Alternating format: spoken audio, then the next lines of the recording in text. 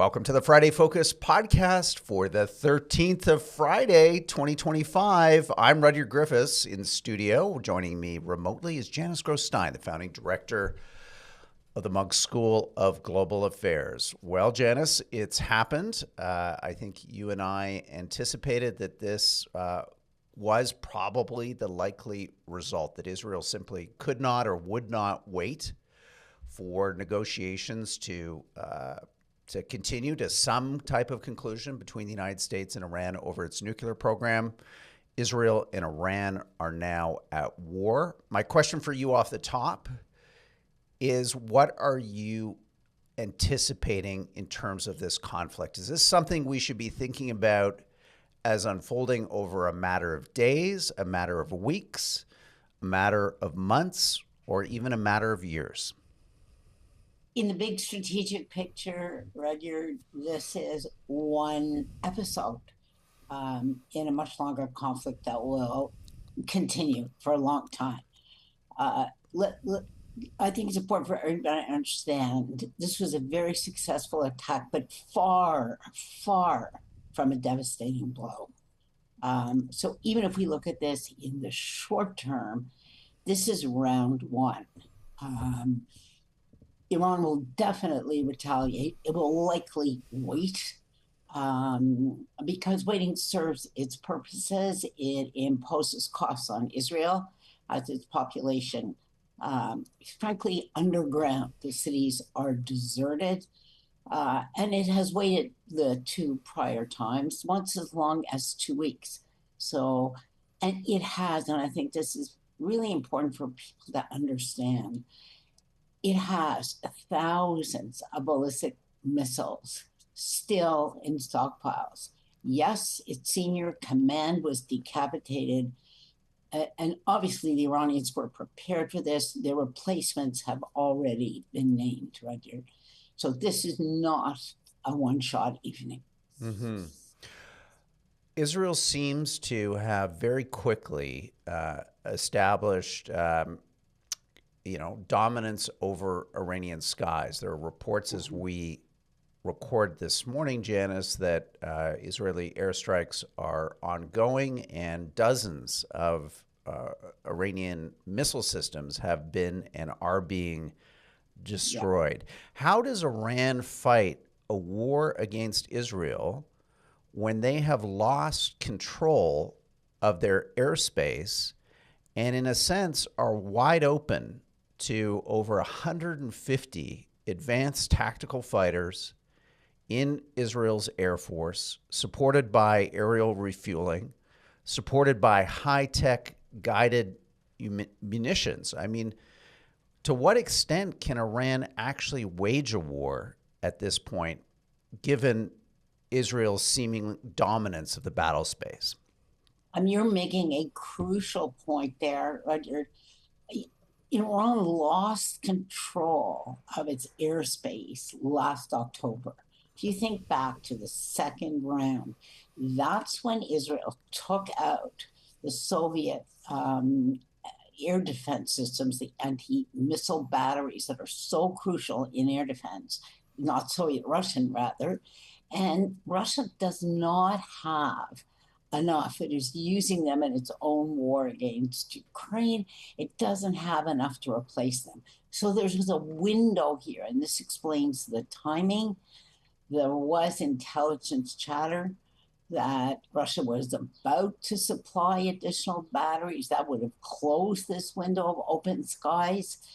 This is this was a strategic decision made by one of the commanders that was killed in this attack. He recognized that investing in a strategic air force, they would never be able to compete with Israel. And I think that's in fact accurate. And so they invested heavily in ballistic missiles and drones, which are, in fact, if you're using them against a small, densely populated country, those are very effective weapons.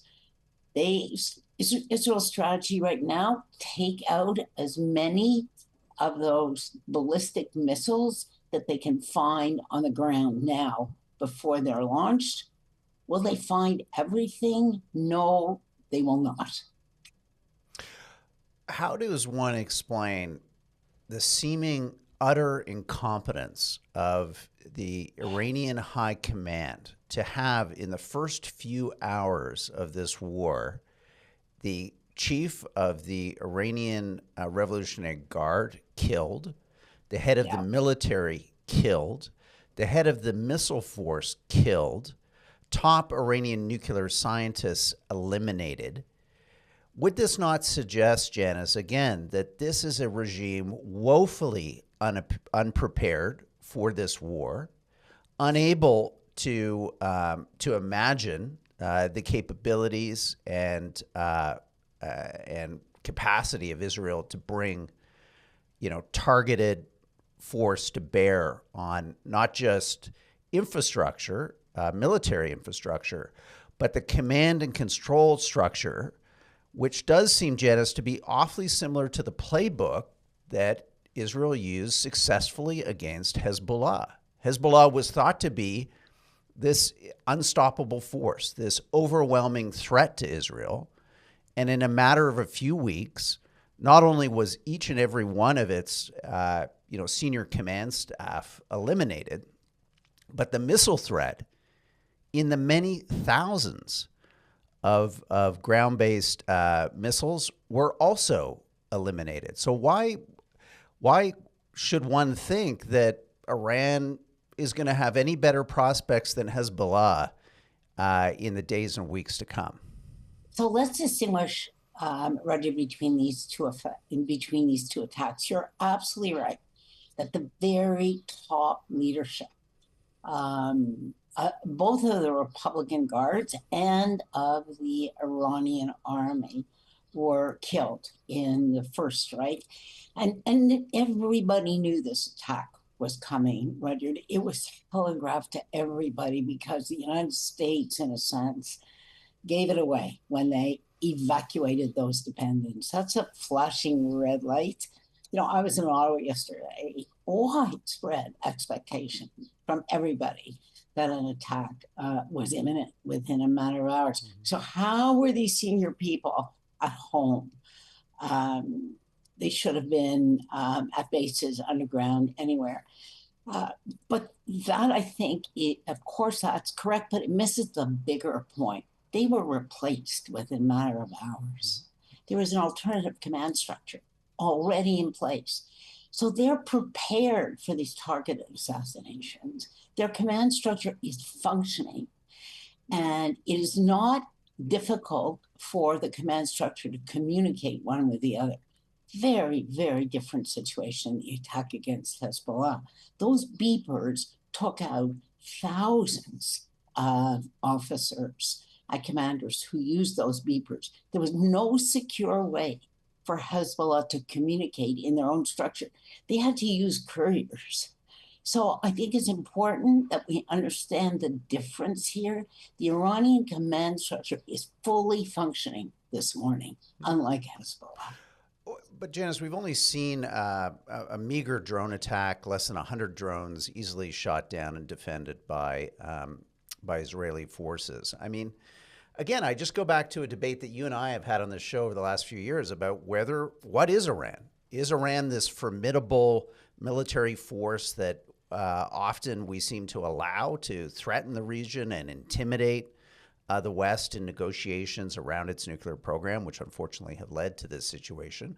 Or is this regime a paper tiger? Is this a regime that has been devastated by over a decade of heavy sanctions, that is run by a kleptocracy, that is run by a regime that is serially unpopular with its own population, and which seems, at least in the opening hours again of this war, to be utterly incompetent in its ability to defend itself and initially, at least, to project any kind of force or retaliatory strike. So I don't know, Janice, I'm wondering this morning if we haven't, in a sense, overestimated Iran, based, again, on, we have to acknowledge, a remarkably successful first 18 hours or so of this Israeli offensive. That's a fair proposition, Rudyard, and it's going to be tested, but it's not going to be tested in the first 48 hours. It will be tested over the next several weeks.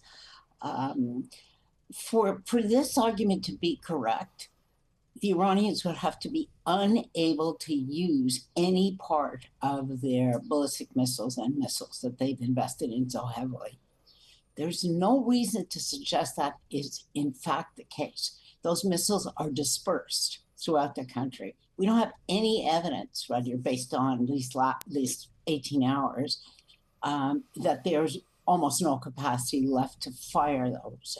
And they can, if you fire at one blow 300 to 400 ballistic missiles, you can overwhelm the air defenses of even a capable Israel, number one. Secondly, look where their strikes were last night. They were against the senior command, virtually all replaced. Not the nuclear scientists, but virtually everybody replaced. Two, only one strike against Natanz, which has the most advanced centrifuges, and they are above ground. No attempt at all against Fardo, where the nuclear enrichment processes are buried half a mile down. It is not correct to say the nuclear infrastructure in Iran has been mortally damaged. It's way too early to make that claim. So where I differ is, I think, and Israel is in fact saying this. This is the opening round. There is a long way to go, and it is not for no reason that the government of Israel is saying to its population, stay in shelters, has closed the country, closed the airspace, and closed all schools. They are expecting further retaliation. This is not over. Mm-hmm. It's not over, but I would think the opening round here goes to Israel in a decisive way that, again, mirrors some of its very successful tactics and strategies vis-a-vis Hezbollah and, frankly, the other Iranian proxies in the region. Let's say goodbye to our complimentary listeners. We'll come back on the other side to talk some bigger picture about what this all means. What does this emergence now of another war on top of the war in Ukraine, on top of the war in Gaza mean? What are we seeing today in international relations that explains this explosion of conflict around the world? We'll have that for our monk donors right after this short break. If you're not a monk donor, you can become one for as little as $25 a year. You get each and every edition of Friday Focus on Fridays at full length, along with live streaming privileges for all of our main stage debates. So grab your monk donor membership right now for $25 at www.monkdebates.com.